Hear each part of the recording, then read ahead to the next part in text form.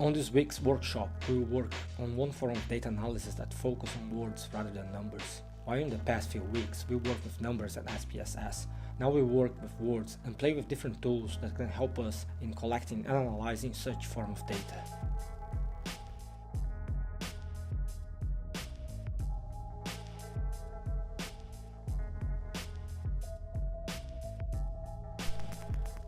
Words as data are as important as numbers, but with the explosion of social media platforms, we now have an abundance of words being made available to us.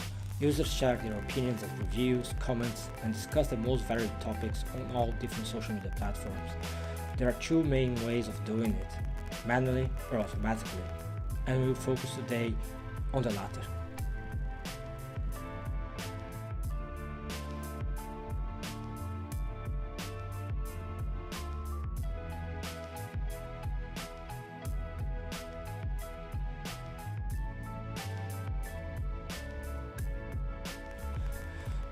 A simple way to think this form of analysis is to look at it in terms of 4 steps. First, we need a place with tons of words available. Second, we need a tool that helps us scrap those words. Third, we need another tool that helps us automatically analyze that data.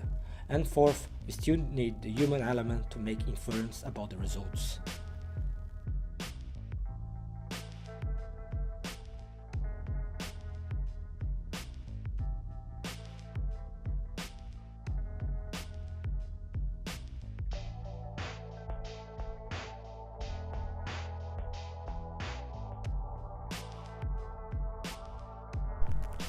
So, what social media platforms can we think of that contain a huge amount of words?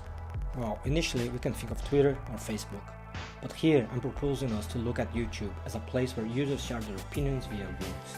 Not only what people say on the different videos, but especially what people write on the comment section.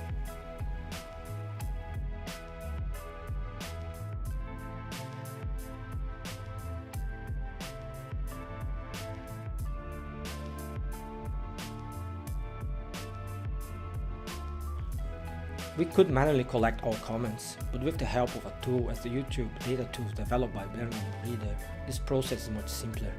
Just follow those 10 steps and you are able to automatically scrap all first level comments and their replies.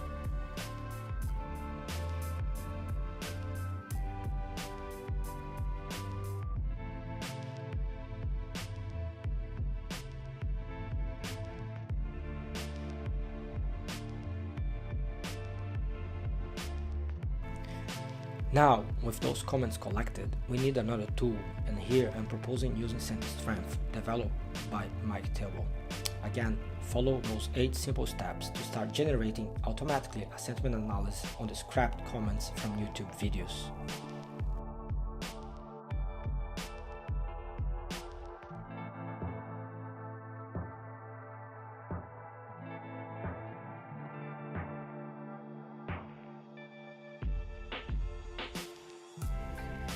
While the other 2 previous steps were mostly machine-centered, now we need to bring the human element to the analysis.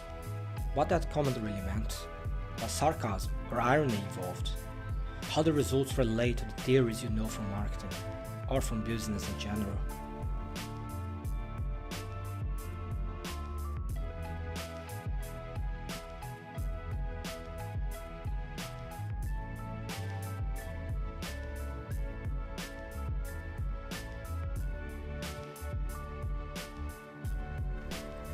You can also find some additional material as the 2 top YouTube links, where the developers of the 2 apps explain them in more detail.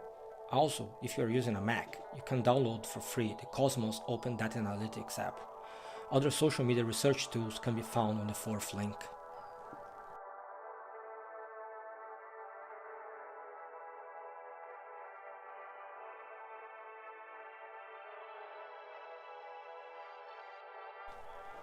And to practice this form of analysis, here is what I'm proposing you to do today. Classify the different 2019 Super Bowl advertisements based on their sentiments. Which advert was the most beloved by the public? Which one was the least one? So, find those adverts on YouTube, scrap that data, and do the analysis.